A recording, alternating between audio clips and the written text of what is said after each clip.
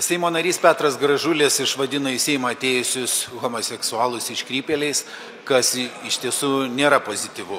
O kodėl niekas nekalba apie aplinkybės, kad žmogus galimai buvo išprovokuotas? Kas vis tik įleido į Lietuvos Respublikos Seimą žmonės, kurie prieš 1,5 metų išprovokavo minėto Seimo narį tokiai reakcijai?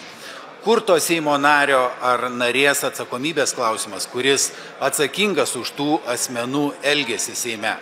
Ar taip pat uoliai kelsite Aušrinės Armonaitės atsakomybės klausimą išdavusią leidimą liūdnai pagarsėjusiam Šurajevui viešai dergti Seime, nes dar irgi nepilnai metų senumo klausimas?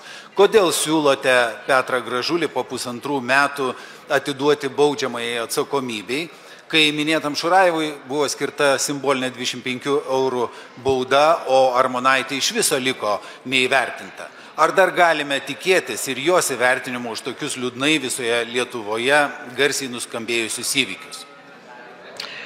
Gerbiamas Seimo nary, jūs puikiai suprantate, kad nei Seimas, nei komisija nėra teisėjai ir čia nėra teismo procesas. Šita komisija tik tai sutinka su generalinės prokurorės siūlymu nuimti imunitetą, kad Seimo narys galėtų toliau dalyvauti teisminiuose procesuose. Dėl kitų, vėlgi jūsų minėtų įvykių, čia vėlgi ne mūsų atsakomybė ir ne mūsų sprendimas.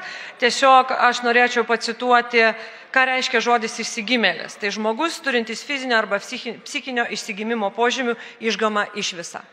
Tai nemanau, kad čia yra ne tik negražu, bet ir įžeidžiantis.